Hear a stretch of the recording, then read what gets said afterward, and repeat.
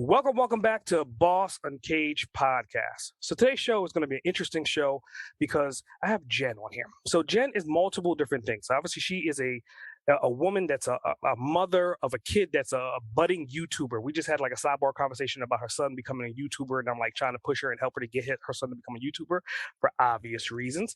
But more so than that, like you guys know, I always give whoever I'm interviewing a nickname. So the nickname for this individual is going to be the Transformation Boss. And the reason for that is obviously she does multiple different things. She helps entrepreneurs, but she's also a president of our networking chapter under Success Champions in Atlanta, right? So without further ado, Jen, why don't you tell people a little bit more about who you are and what you do? Where do you want me to start? So I love the name Transformation Boss. That is at the core of everything I do, is aligning people into their purpose so that they can move through life and have a huge impact. But where it comes from is truly from the wounds of the past and the things that people can take. I call it sacred medicine. That's what my last book is written about, is taking the medicine from the wounds and transforming it into helping other people, into creating a path for other people and illuminating our own path into the next best, biggest vision. Nice. Hence why Transformation Boss fits her well, right? So just dive into you a little bit more, right? Like if you could define yourself in 3 to 5 words, what would those 3 to 5 words be? Well, clearly badass. Badass, fierce, compassionate, driven, and action taker. Action taker. Very nice. Right.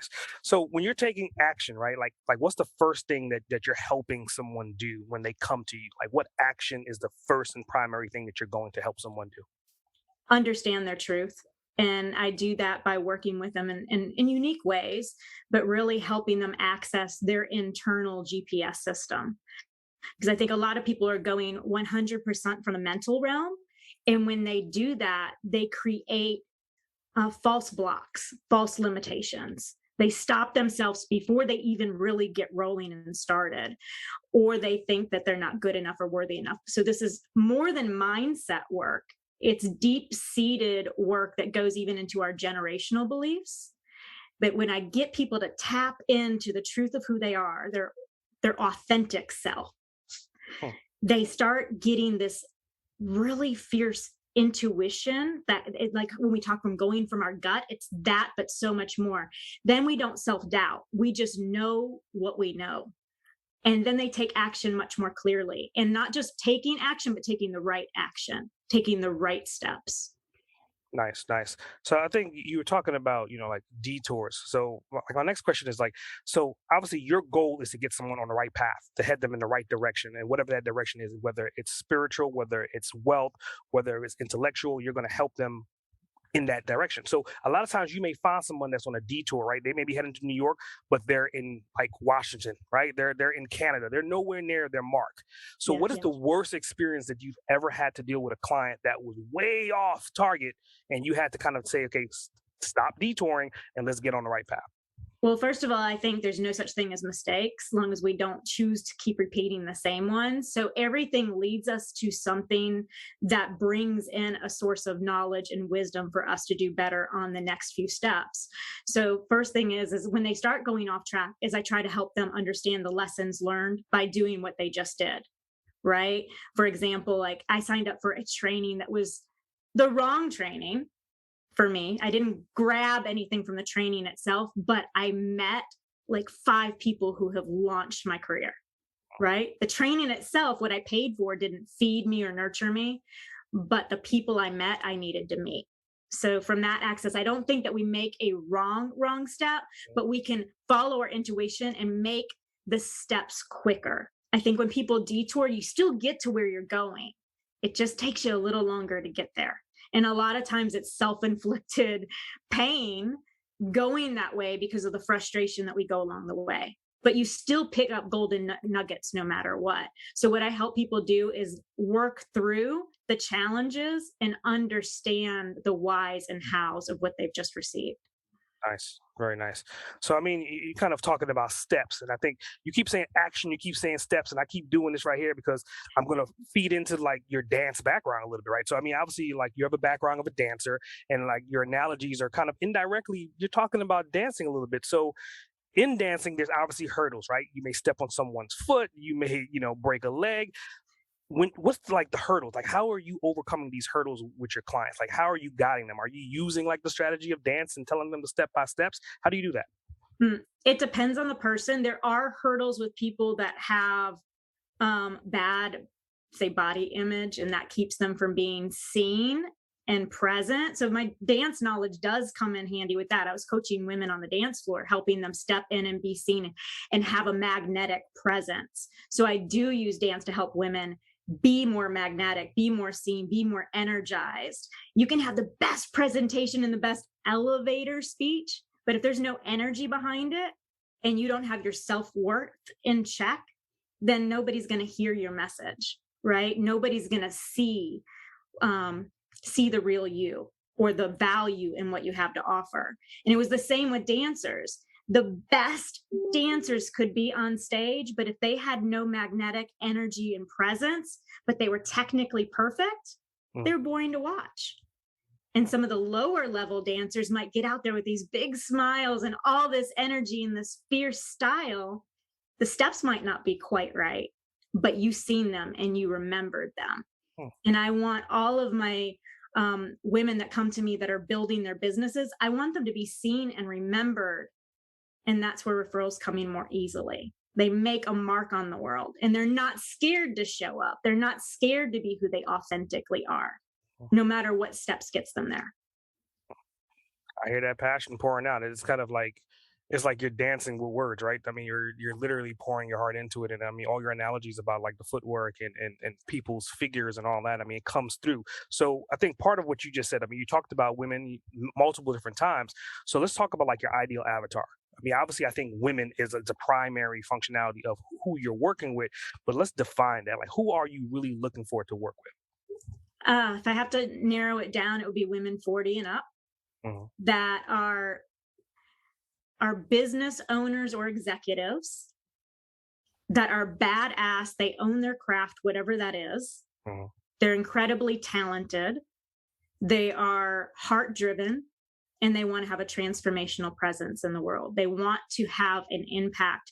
I'm not looking for people just that want to make a quick buck, even though part of what I do, it's wealth consciousness. It's helping people be wealthy in all areas of life. I want the people that really are the change makers. Nice. So, I mean, just talk about that journey for a minute and let's talk about more in relative to like your journey. We alluded to like your dance career. We alluded to like where you are right now.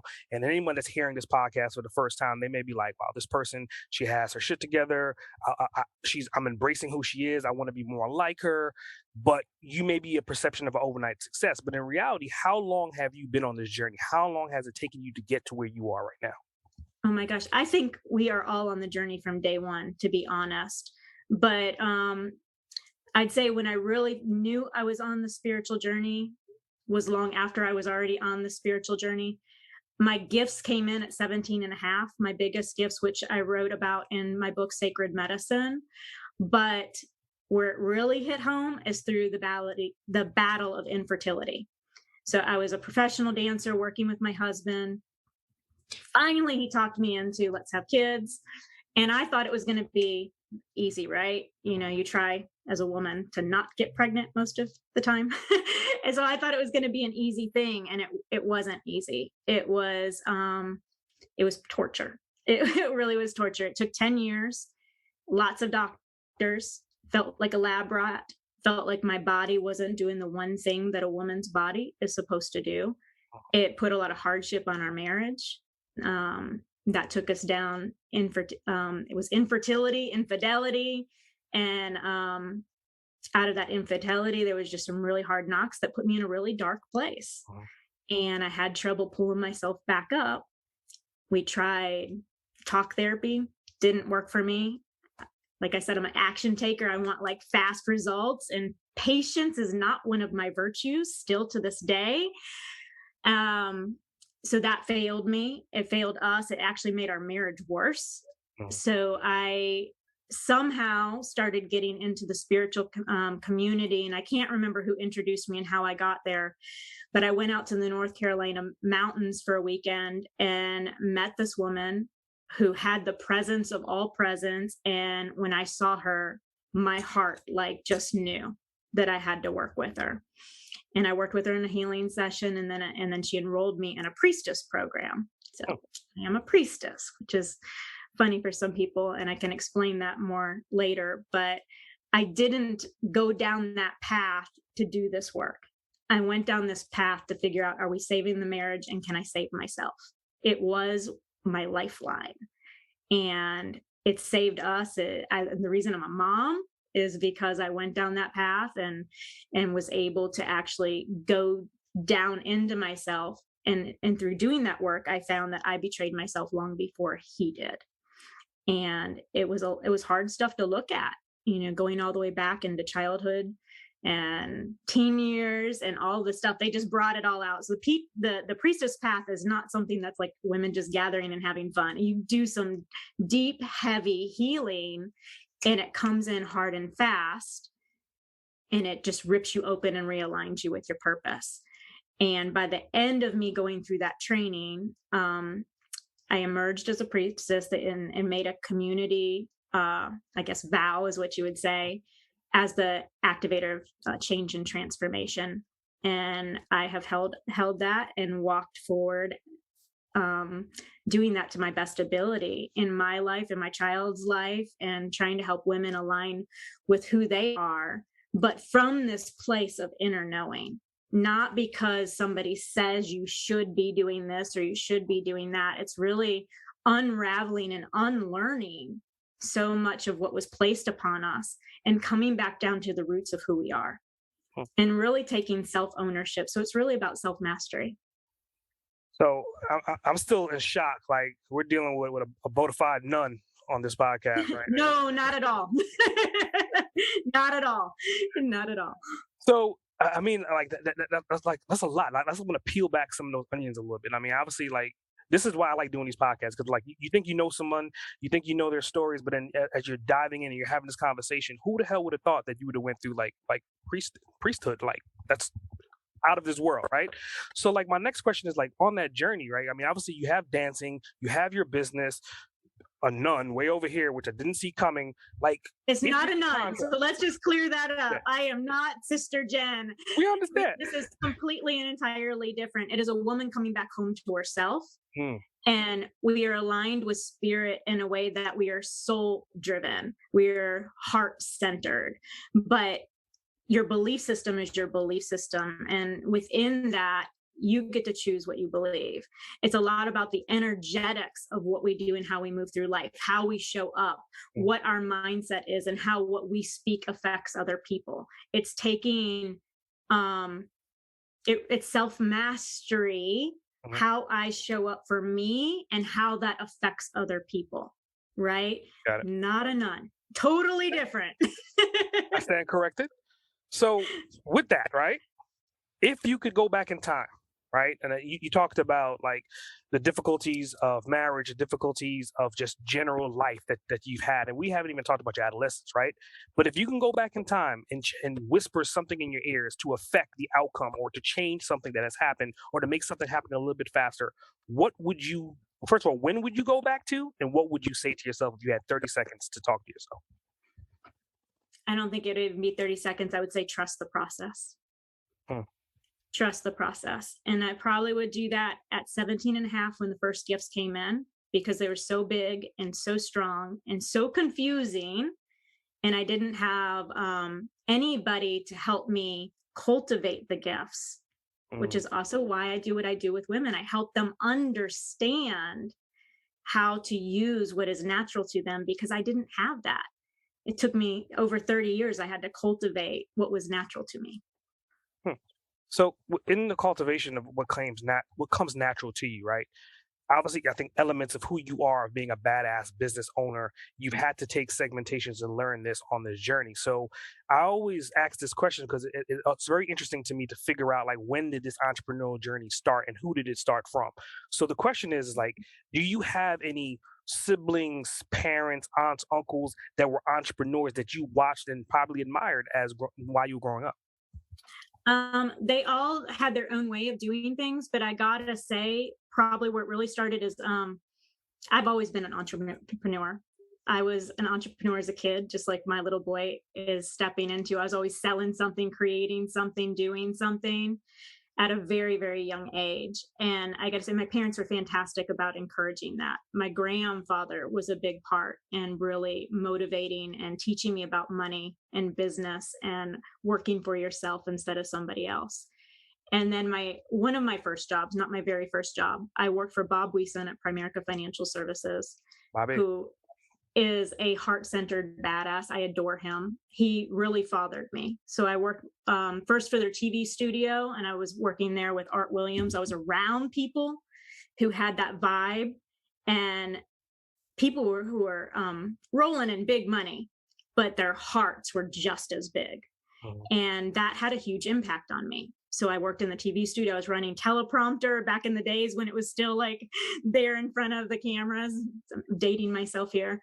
And being able to hear those conversations, Art Williams, Hubert Humphreys, and then Bobby swept me up and got me to start working for him personally. And I was just in his energy field all the time and listening to how he talks. And he was just such a motivator naturally.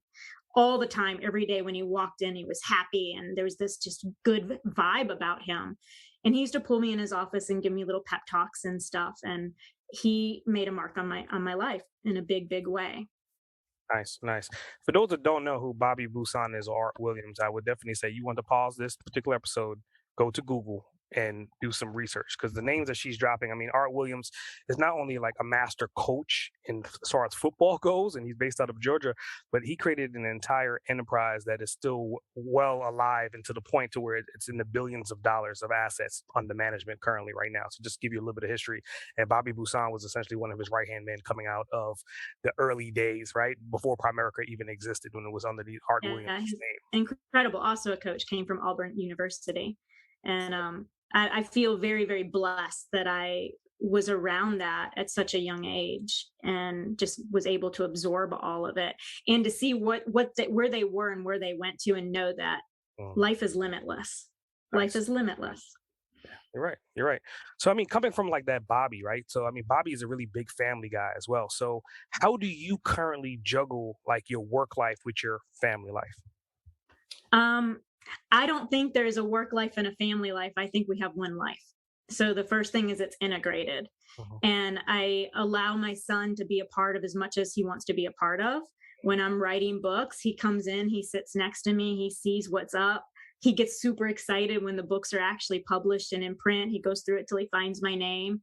But I get him involved in the process. And I don't think it has to be hard. I think we were raised that we have a work life, a spiritual life, a personal life, this, all these different hats, which to me is ridiculous. You have one life, and it's trying to juggle all of that, I think causes unnecessary suffering. So I have everything blocked out on my calendar, but it's one life and it just flows together. And soon as it doesn't flow, then I switch things up.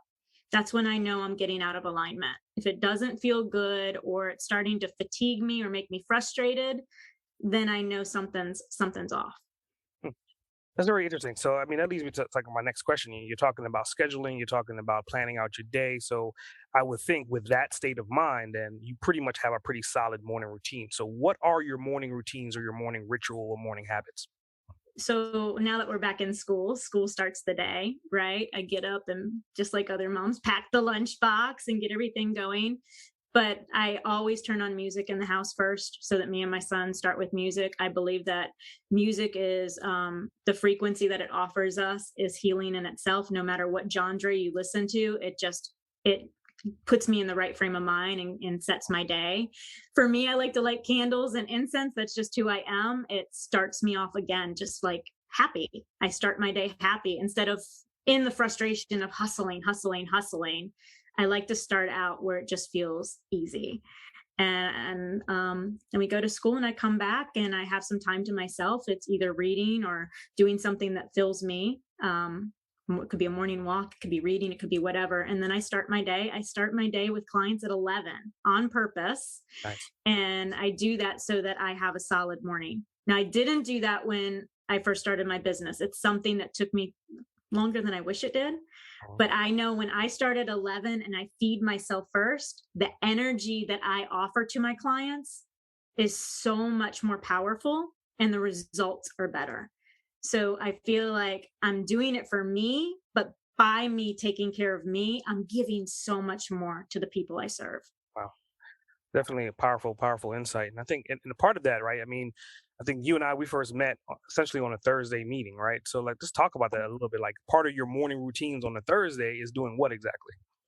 So on Thursday, it's Success Champion. So that's where I step a little bit outside of my norm, but I go do everything. Just like I said, starts off exactly the same way. The only thing that's different is by 9 o'clock, I'm hanging out with you and the other SCN badasses. And that is something that feeds my soul. So it's kind of different. I'm not doing a walk or I'm not reading, but that is something that also feeds my soul. It's a way that I'm investing back into myself. Right. And to me, no matter what level of coach you are, no matter how successful you are in your business, it's my belief that you always have to invest back in yourself. You have to be around people with high vibes that help you level up and keep you wanting to grow. At least that's what's worked for me. Like so often I will invest in a coaching program. I don't need the information, but I like being in the vibe. I like that feeling and being with high caliber people. And to me, that's why I enroll more so than thinking I'm going to get the next bit of information. Everybody's sharing the same stuff. It's just the energetics for me is what's the most important. And that's something I get from SCN. I think that if we can feed off of that energy, you'll naturally get to the next level. Nice. So another thing that you mentioned about your morning routines, and it's going to be a 3-part question. You talked about like reading books, and you also mentioned earlier on this podcast about writing books. So the first question is, obviously on your journey, you've been influenced by probably dozens of books. So what books would you recommend that you've read on your journey to get you to where you are? Question number 2 is, what books are you reading right now? You talked about reading books in the morning. So like, just talk about those books. Like, who is the author of those books? And then part 3 is like, okay, obviously you're an author, right? So what books have you published and what books are you planning on publishing soon? Oh my goodness. Okay. So that's a lot. Yeah. There's so many books that it's hard to recommend. I read a wide variety. So I read everything from spiritual books to business books to just books about learning random things because I am a curious person and a lifetime learner. One that was big on my journey, I would say, was by Don Miguel Ruiz, The 4 Agreements. And it is so simple in concept, but the agreements within the book, they are self-mastery and just reminding myself of those things constantly. And I first learned about him from Super Soul Sunday, watching Oprah. And after reading the book, that's what brought me into the Gathering of the Shamans and learning from him directly in person. He's an incredible human being. So I would say that one for sure. And I recommend that to a lot of people on their path. As far as what I've been published in, one of our other badasses, Laura DeFranco, who runs Bethesda Badasses with SCN. She's who I've been in all of her books. The Ultimate Healing Guide, number 3 and 4, and then The Ancestors Within. And then now my 4th book with her, just in this last year, is my personal book, which is Sacred Medicine, Mystical Practices for Ecstatic Living.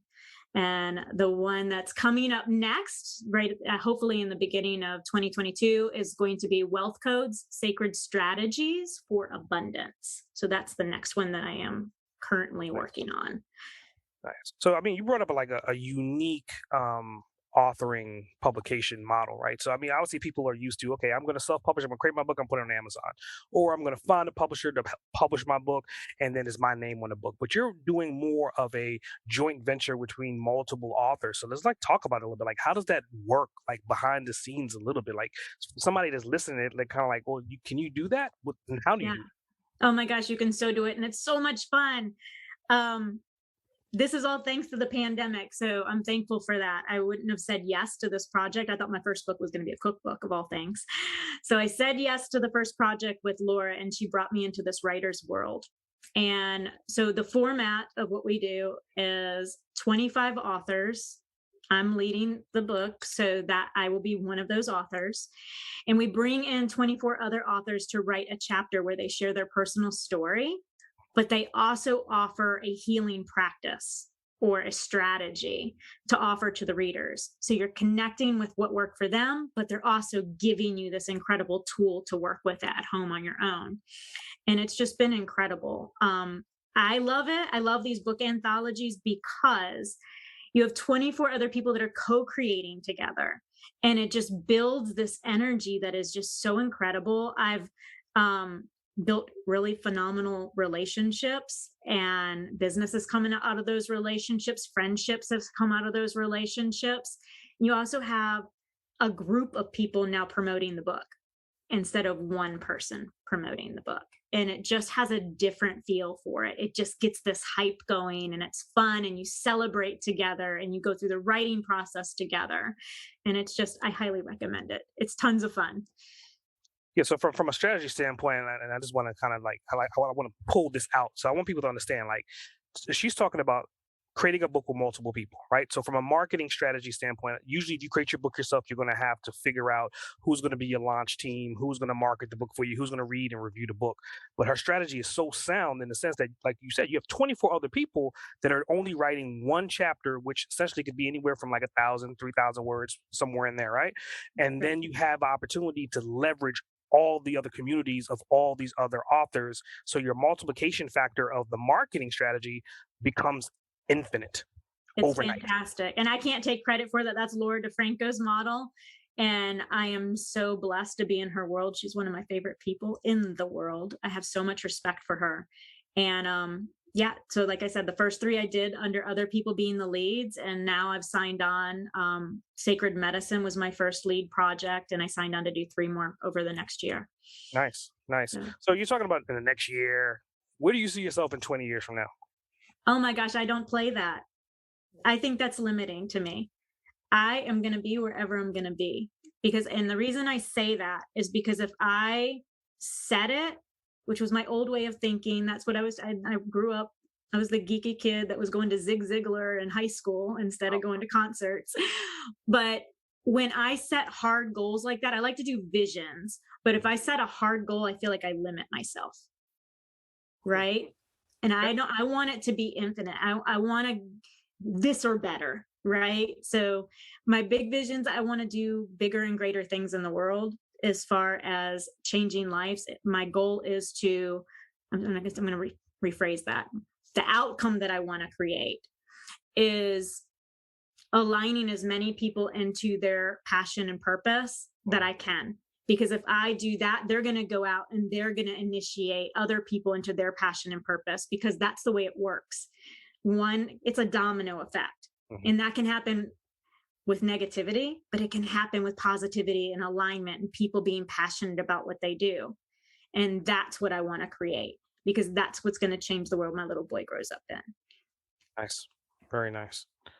So let's talk about, move it into another topic, right? So you're talking about like your son loves YouTube, you're talking about writing books, you're talking about your clients. Like these are multiple different things that are going on any given minute in your life, right? So what tools or software are you currently using that you would not be able to do all the different tentacles that you're doing without having access to? Google and Alexa. It's nothing fancy, but Alexa is somewhat of my personal assistant, like reminders and things all through the day. And I time block everything with Google. Everything is color coordinated and time blocked out and synchronized with my calendar system and everything. I couldn't function without my Google Calendar. Nice. If it's Nice. not on my calendar, it's not for real. I think the world is finally coming to the reality of that statement should be sound for everyone, but some people are still holding on to the older torches. So let's go into final words of wisdom, right? So this is an opportunity for you to talk to your ideal avatar or talk to a version of you that's younger, listening to this podcast and being like, oh my God, I need to follow what she's telling me to do. So what words of wisdom would you give to the individual person to help them to move forward on their journey? Mm. Give yourself permission to be your highest and best self without any limitations that have been placed upon you. They don't exist. It's self-inflicted. We don't have to hold on to the past of what others think we should do. Dream big, and then dream bigger and bigger and bigger, and allow that to guide you through. Like, if you can dream it, you can create it. Very powerful. I think that kind of reminds me of, I think we had a networking session one time, and you was telling everyone in the group as an activity, you want everyone to write down like that magic number, whatever that magic number was going to be for that week or that month. And that magic number is as far as the revenue they want to take in. And then everybody's writing these numbers down. That's easy enough. I know what number I want. And then you push the envelope and you was like, now add a damn zero at the end. And That's then right. the awkward silence if everyone was like, excuse me, what do you want me to do? Yes. So pushing, I think you're really good at pushing the limitations. And to your point about your 20 years, I mean, why put a cap on it? And I definitely respect that. So, I mean, how do people get in contact with you? Like, how do they, what are you on Instagram, YouTube, your website address? I'm on all of them. We can drop my link tree has all of the links on it. My website is my name, jenpiceno.com. Instagram at Jen Piceno, Twitter at Jen Piceno, and LinkedIn, Jen Piceno. It's pretty easy. Nice. So I got a couple bonus questions for you. All right, let's do it. All right. So outside of your son and your marriage, and I'm putting those two because those are like sacred. Outside of those two things, what is your greatest achievement to date? Oh, that's a hard one. Especially when I took out the family, right? Yeah, I would say being brave enough to heal my own bullshit. Wow. I mean, I'm proud of that. And I think all individuals, men and women, need to be proud of that, because there's no way you get into even your 20s without some hard knocks, a few uppercuts, right? So I think just being proud of where you are and knowing you hadn't got started yet. Nice. It's funny that you brought up, that was another thing about your past that I forgot to mention as well too, with the uppercut. You got a little martial art background as well to you, right? So I just want to kind of like paint this picture, right? So obviously there's cyan, magenta, there's red, there's oranges, there's all these different colors, but you're a very colorful, eclectic individual. I mean, you have dancing, you brought the whole priest thing in, you have martial arts, and then you have this business. So like my next question is really more so a bonus question that I like to ask, because I know that, being that you're so eclectic, that I have no idea what your answer is going to be. I can't even assume or even guess what it's going to be. So my question is, if you could spend 24 hours with anyone, dead or alive, uninterrupted for those 24 hours, who would it be and why? Oh, Jackie Chan, I think. Now pause for a minute. So I want everyone to understand, like, if I did not allude to this whole martial art background, would you have even assumed she would have said Jackie Chan? Go ahead, continue. First of all, I recommend his books. If you go back and look at some of the books written about him, talk about mindset. And when I was in martial arts and really actively, I just used to go through his book all the time, just going through the things that his life story. And man, he's a motivator like nothing else. And talk about defying limitations. And anyways, he had a mark on me too, like growing up and doing what I did. I was the first girl in a boxing gym, other than one girl that was 6'2", they called the Hammer. I was the only other girl that boxed in amateur boxing. It was that long ago, it wasn't a trend. So I used to just study. I love the art of martial arts. I love the art of cooking. I love the art of what I do as a healing practitioner, energy medicine practitioner. So I think like pulling anything out that can bring the arts into it Like that's probably the common thread in everything I do. There's dance, there's cooking, there's all of these different things. But no matter what it is, I like finding the art within it. And I think everything has an artistic piece to it that if we can dance with that and move with that and know nothing is permanent, we are a masterpiece in process. And if you don't like what it looks like, you just paint on top that shit. You know, you don't like the steps, you change the damn choreography. You don't like how it tastes, you throw some secret sauce in there. You know, it's like nothing is permanent. And I think we get so rigid because we were trained that there was good versus bad. And I don't think it's that way. I think it's just, man, everything has movement to it. And if we allow ourselves to dance with that movement, life becomes a whole lot more fun. Wow. So I'm just recapping, and obviously, Jackie Chan he's one of my all-time favorite actors as well too. And I think people don't really know like who he really is besides on the screen. I mean, first of all, he is probably I think either the second or third highest paid actor in the world, and his net worth is somewhere over $300 million, right? Like he's approaching $500 million worth of net worth, right? I mean, $500 million.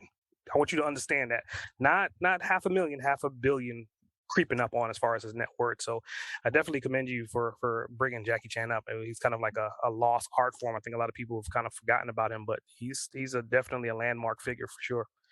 So going into closing, I mean, I love this part because when I close, I always give whoever I'm interviewing the microphone. The show becomes yours, and you become the host and I become the guest. What questions do you have for me?